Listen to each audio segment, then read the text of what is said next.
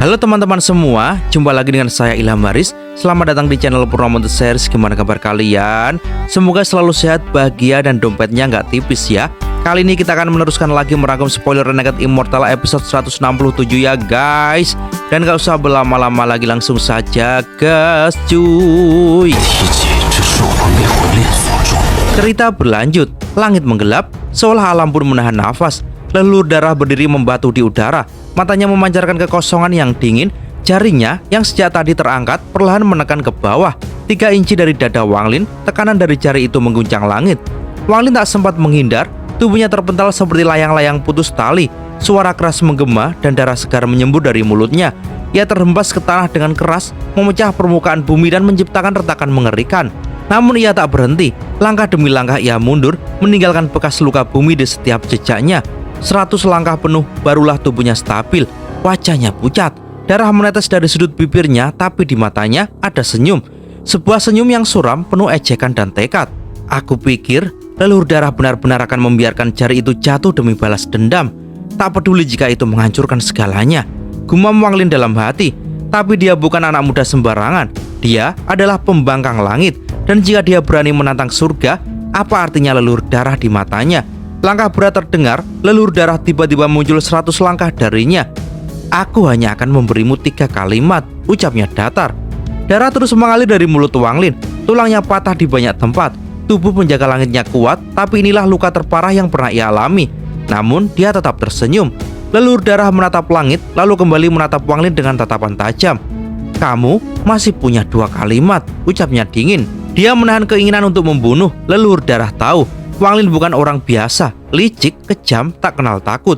Bahkan para monster tua pun pernah dipermainkan oleh bocah ini. Kalau dia datang hanya dengan klon, itu artinya dia memang tidak takut mati.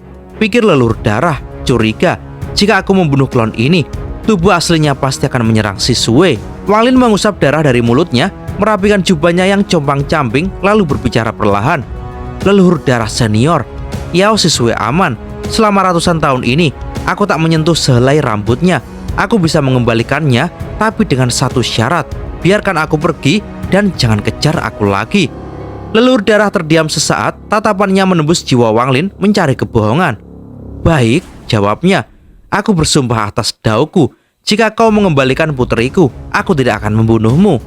Wang Lin tahu, bahkan sumpah dao bisa dilanggar oleh kultivator yang cukup kuat.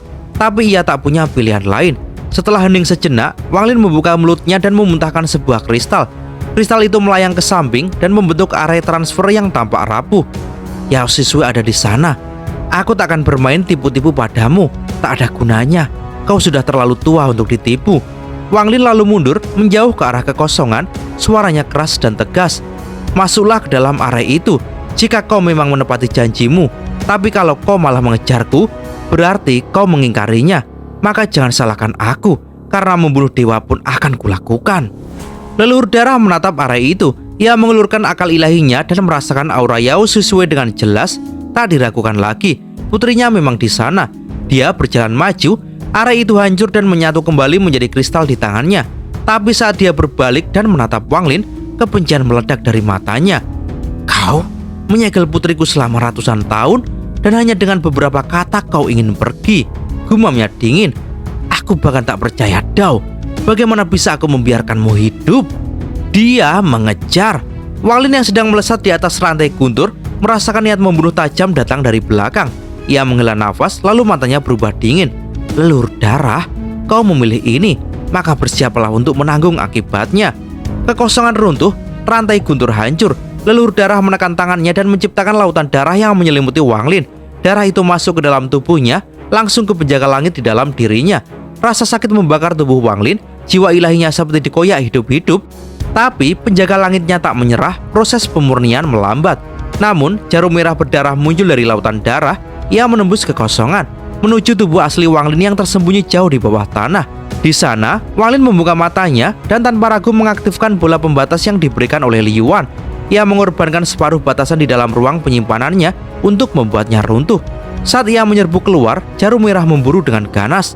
Leluhur darah, aku tak tahu apa putrimu akan selamat kalau ruang ini meledak, teriak Wang Lin. Leluhur darah terkejut. Ia segera merasakan ruang dalam kristal itu mulai runtuh. Tanpa pikir panjang, dia membuka segel dan memasuki area terakhir. Saat dia masuk ke dalam ruang penyimpanan, wajahnya langsung berubah pucat. Ini ruang penyimpanan surgawi? Detak jantungnya makin cepat, rasa takut menusuk jiwanya. Ia tahu tempat ini sekali runtuh tidak akan meninggalkan apapun kecuali kehancuran. Jika ingin selamat, ia harus melahap seluruh pil jiwa darah yang dimilikinya. Sialan, Wang Lin, dari mana kau tahu tempat seperti ini? Lelur darah menggertakkan giginya. Tapi ia tak punya waktu. Ia segera menuju ke lembah dan menemukan bola pembatas yang mengurung putrinya. Tanpa pikir panjang, ia melepaskannya. Sementara itu, di luar sana, Wang Lin dengan wajah sengit mengaktifkan semua batasan terakhir dalam ruang penyimpanan itu. Kau ingin membunuhku? Maka aku akan membunuhmu dulu. Jarum merah mengejarnya tanpa henti. Lelur darah kini seperti orang gila, menyelimuti dirinya dengan darah, menyerang segala arah untuk membuka jalan keluar. Ruang penyimpanan mulai runtuh. Dua gunung raksasa ambruk bersamaan. Ledakan kekuatan yang dapat menghancurkan dunia muncul dari setiap sudut ruang ini. Wang Lin, raung lelur darah. Kalau aku selamat, aku akan memburumu ke surga maupun neraka. Kau akan mati oleh tanganku. Suara lelur darah bergema dalam nada yang penuh kebencian dan niat membunuh yang membakar. Ruang penyimpanan menggila. Gunung-gunung runtuh seperti pasir. Lembah-lembah meleleh dalam panas yang tak terlihat. Dan lebih dari 1000 pembatasan menyala bersamaan, mendorong tempat ini ke ambang kehancuran total. Di tengah badai kehancuran itu, lelur darah tak mundur. Matanya memerah, wajahnya tak lagi seperti manusia, tapi seperti iblis yang bangkit dari neraka. Bayangan area transfer muncul di depannya. Cahaya area itu berkedip-kedip, diselimuti api hitam yang menyala-nyala di belakangnya. Nyala api itu bukanlah api biasa. Ini adalah api kehancuran yang lahir dari runtuhnya hukum langit. Tepat ketika lelur darah hendak melangkah ke dalam area untuk kabur, di luar, ekspresi Wang Lin berubah drastis. Jarum merah yang mengejarnya terus menembus segala penghalang dan penjaga surgawi di dalam dirinya nyaris hancur. Tapi di detik terakhir, sebuah cahaya muncul di mata Wang Lin, cahaya pengorbanan. Maafkan aku tak bisa menepati janji ini, tapi aku bersumpah akan menebusnya suatu hari nanti. Dalam sekejap, penjaga langit yang dipenuhi darah menyala seperti matahari dan duar, meledak. Suara ledakan mengoyak ruang penyimpanan. Cahaya emas bersinar dari ledakan diri penjaga langit, menabrak area transfer yang tengah digunakan lelur darah. Area itu runtuh, berubah menjadi titik-titik cahaya yang menghilang seketika. Tubuh lelur darah hanya sempat setengah masuk. Ia meraung marah. Tubuhnya terlempar dari area yang hancur. Waktu seperti membeku, lalu terkompresi menjadi satu hembusan nafas. Di tengah kehancuran itu, lelur darah hanya bisa melakukan satu hal. Ia menatap bola pembatas Yao Sisue dan menghancurkannya. Kau harus bangkit, anakku, apapun taruhannya. Ia tahu bahwa satu pil jiwa darah saja tak akan cukup menahan kehancuran ini. Maka ia menghancurkan pembatas dan menuangkan kekuatannya untuk melindungi proses kebangkitan Yao Sisue. Api hitam menjilat tubuhnya, lelur darah yang telah hidup puluhan ribu tahun menjerit dalam rasa sakit luar biasa, namun tetap tidak bergerak. Dengan kultivasi nirvana cleanser tahap pertengahan, ia membentuk perisai darah merah di sekeliling anaknya. Tujuannya hanya satu, melindungi akal ilahi Yao Sisue. Beberapa nafas waktu, serasa puluhan ribu tahun, tapi berhasil. Dalam cahaya merah yang menyinari kehampaan, sosok Yao Sisue muncul kembali. Matanya menatap langit yang runtuh, penuh duka dan dendam yang mendalam. Lelur darah tersenyum, senyum seorang ayah sebelum kehancuran menelannya. Di saat terakhir, ia mengeluarkan 3 pil jiwa darah miliknya, tapi bukan untuk dirinya, ia menghancurkannya.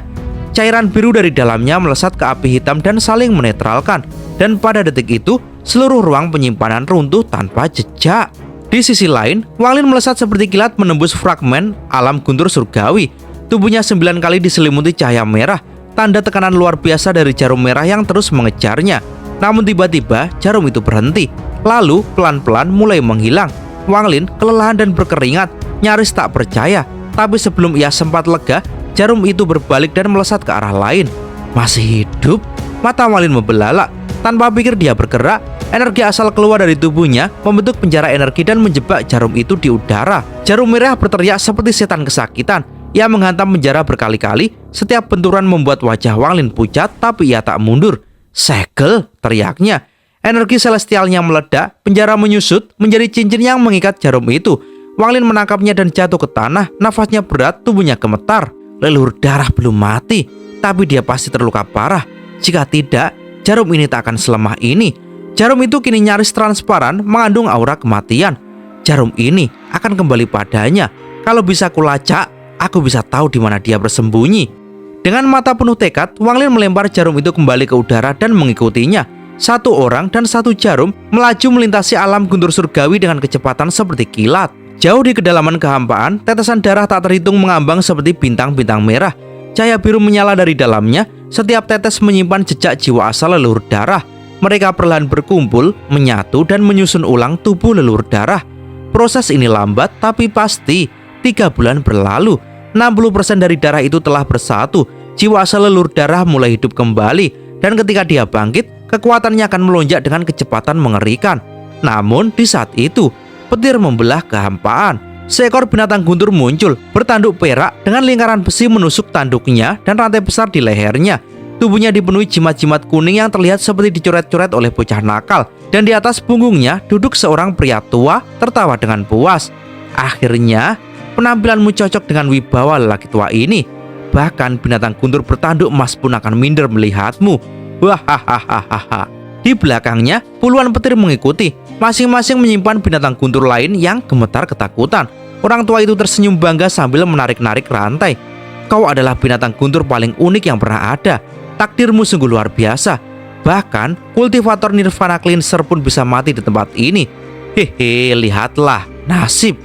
Matanya kemudian menatap tetesan darah yang berkumpul di kejauhan, dan sorot mata itu mendadak berubah tajam. Mantra darah yang menyatu dengan jiwa asal itu adalah warisan rahasia keluarga Yao. Hanya keturunan langsung yang bisa menggunakannya, dan pria tua itu tahu betul kekuatan yang ia tangkap. Dengan mata yang menyala penuh antusias, ia mengusap dagunya, mengamati darah yang masih menyimpan denyut kehidupan. Dia memang anak yang ditakdirkan membawa bencana bagi kultivator Nirvana Cleanser. Bagaimana mungkin aku hanya menonton? Aku harus membantunya, gumamnya. Seperti bicara kepada dirinya sendiri, ia menjilat bibirnya, lalu mengulurkan tangan. Tetesan darah yang tersebar langsung melayang ke arahnya. Tak ada yang bisa melawan kekuatannya. Dengan satu jubitan ringan, semua tetes darah menyatu menjadi satu. Dan dari dalam darah itu, suara yang berat dan datar muncul. Terima kasih banyak senior. Keluarga Yao saya akan berterima kasih. Namun pria tua itu hanya tertawa kecil sambil bermain-main dengan lingkaran besi di tanduk perak binatang guntur. Ia menyindir dingin. Berhentilah berpura-pura. Hatimu penuh ketakutan. Kau khawatir lelaki tua ini punya niat buruk dan akan menyulingmu jadi pil. Bahkan untuk memusnahkan seluruh keluargamu. Kau pikir bahkan jiwa dewa darah dari keluarga Yao turun langsung, aku akan takut padanya? Leluhur darah diam, jiwa asalnya yang telah bangkit tetap tenang meski amarahnya meluap-luap. Ia menahan semua itu dan hanya membalas, bagaimanapun juga, aku tetap harus berterima kasih atas bantuan senior. Sang kakek menjawab sambil terkekeh. Lelaki tua ini sangat masuk akal. Aku telah membantumu mempercepat penyatuan jiwa dan tubuhmu. Hanya saja, aku tak tahu kalau teknik keluarga Yao melarang penyatuan paksa. Ternyata, kultivasimu turun beberapa tingkat. Dari Nirvana Cleanser ke tahap akhir Nirvana Scryer. Ya, aku tidak tahu. Jadi jangan salahkan aku. Kata-katanya dingin tapi sekaligus menyebalkan. Leluhur darah merapatkan kesadarannya, menahan murka dalam jiwa asalnya lalu berkata, jika senior tak punya urusan lain, mohon lepaskan mantramu dan izinkan aku pergi. Namun, mata pria tua itu bersinar tajam. Dengan senyum aneh ia menjawab, bocah kecil dari keluarga Yao, kau ditakdirkan untukku. Binatang guntur di bawahnya gemetar. Ia memandang leluhur darah, bukan dengan simpati, melainkan kesenangan melihat penderitaan orang lain. Apa kau tadi bilang ingin membalas budi? Maka bayar sekarang, serunya. Dengan cepat, dia menarik setengah jiwa asal leluhur darah dari darah, lalu tanpa ragu merobeknya. Separuh lagi tubuh darah juga ia ambil, dan sisa jiwa asal leluhur darah ia masukkan kembali ke genangan darah. Setengah jiwa asal dan separuh tubuh darah, itu cukup sebagai bayaran. Gumamnya ringan, seakan tidak sedang mempermainkan hidup seseorang. Kolam darah mendidih lalu runtuh, berubah jadi ribuan tetes darah. Jiwa asal leluhur darah tak bisa berkata apa-apa sebelum kembali tertidur. Pria tua itu tersenyum puas. Masalah besarku kali ini pasti akan berhasil. Dengan setengah jiwa asal dan darah keluarga Yao ini, peluangku meningkat. Bukankah ini keberuntungan? Tanpa menoleh lagi, dia menunggang binatang guntur dan melesat pergi ke dalam kekosongan. Di tempat lain dalam kehampaan, Wang Lin memburu jarum merah yang terus terbang. Meski sempat menyala terang dan menembus segel, cahaya jarum itu tiba-tiba meredup lalu melesat ke depan. Wang Lin mengejarnya, tatapannya dingin. Di depannya, 10 bola darah melayang dalam formasi aneh, seolah hendak menyatu. Jarum merah menembus salah satunya. Aura darah menyelimuti kehampaan, bola darah itu mulai bergerak dan melahap yang lain, membangkitkan leluhur darah. Leluhur darah? Mata Wang Lin memancarkan niat membunuh. Tanpa ragu, ia melemparkan jiwa gunung ke arah bola darah. Ledakan spiritual bergema ketika jiwa gunung menghantam, mengguncang bola darah. Tapi itu belum cukup. Bola-bola itu segera pulih. Dengan cepat, Wang Lin mengeluarkan pedang surgawi dan menebaskannya. Kilatan surgawi membelah dua bola darah yang hampir menyatu. Guntur dalam tubuh Wang Lin meledak keluar, menghantam seperti badai.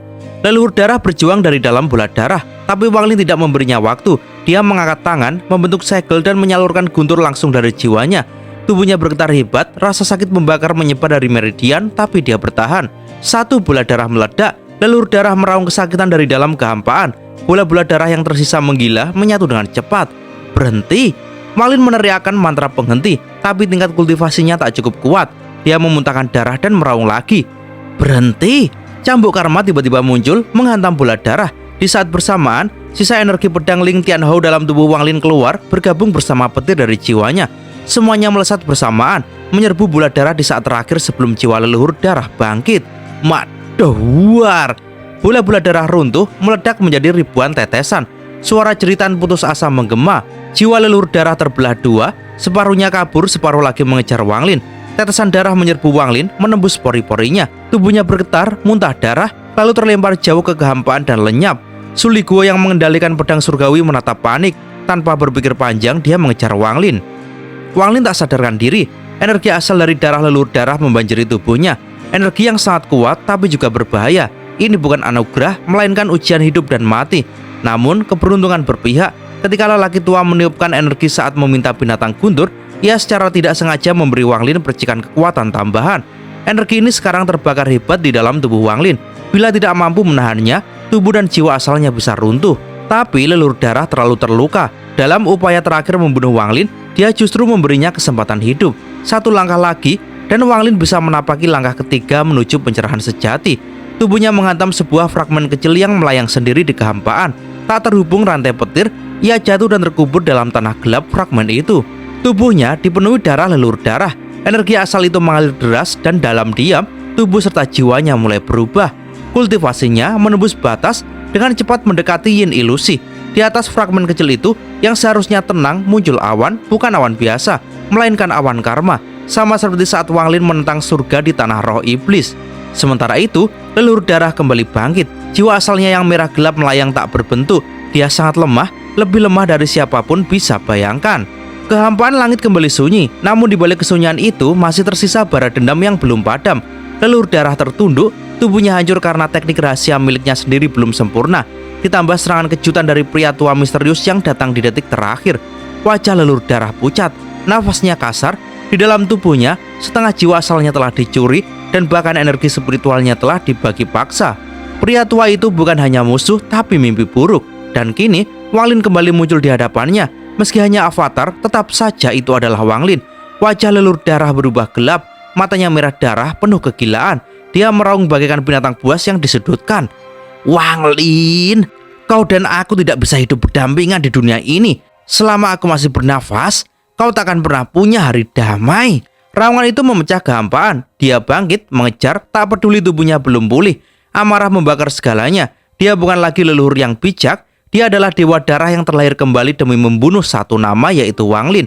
Sementara itu, avatar Wang Lin melayang tak berdaya di kehampaan. Wajahnya pucat, matanya tertutup, kesadarannya menghilang perlahan. Suli Guo melayang di sampingnya. Wajah roh pedang itu cemas, tapi ia tetap mencoba tersenyum sambil bergumam sendiri. Harusnya aku kabur. Harusnya aku tinggalin tuan di sini dan cari pemilik baru yang lebih kuat. Tapi ia memelototi tubuh Wang Lin sebentar lalu desah panjang. Tapi kenapa aku nggak bisa ninggalin dia ya? Dasar tuan kejam, kenapa bikin aku setia begini? Suli Guo memandangi sekeliling lalu menghela napas panjang. Ya paling enggak, kalau aku ikut mati, mungkin nanti aku bisa jadi roh suci atau dapat peringkat surga. Ia tertawa kecil getir. Tapi jujur saja, aku masih takut lihat tubuh aslinya. Kalau avatarnya saja begini, tubuh aslinya pasti iblis beneran. Jauh dari kehampaan itu, di sebuah planet terpencil yang tersembunyi di tengah badai petir abadi, tubuh sejati Wang Lin duduk diam dalam gua petir. Dunia luar tak mengenalnya. Planet ini telah terlupakan, tapi disinilah Wang Lin meletakkan tubuh aslinya selama bertahun-tahun. Rambutnya merah darah, alisnya tebal dengan tanda 4 bintang berputar pelan di dahinya. Matanya tertutup, namun tubuh itu perlahan bergetar. Dalam pikirannya, suara leluhur darah menggema. Dalam hatinya, ingatan avatar yang runtuh merasuk. Dia tahu apa yang terjadi. Perlahan, Wang Lin membuka matanya. Tatapannya dalam, tenang, tapi di balik ketenangan itu ada badai yang sedang bangkit. Leluhur darah, gumam Wang Lin pelan namun dingin. Avatarku tidak bisa mati sia-sia. Dendammu tak pernah berakhir, maka aku pun akan mengakhiri semuanya. Ia berdiri. Langkah pertamanya membuat tanah gua bergetar. Batu-batu runtuh di sekitarnya. Di luar gua, petir menyambar langit seolah menyambut kebangkitan penguasa. Tanpa banyak bicara, Wang Lin melompat ke udara dan berdiri di kehampaan. Tubuhnya mengembang, membesar, raksasa. Kulitnya ditutupi ukiran kuno. Run-run dari zaman purba menyala terang. Rambut merahnya berkibar, tingginya mencapai 1000 kaki, dan tekanan dewa kuno menyelimuti langit. Ia telah bangkit, bukan sebagai manusia, tapi sebagai dewa kuno sejati. Dalam diam, dia menatap langit.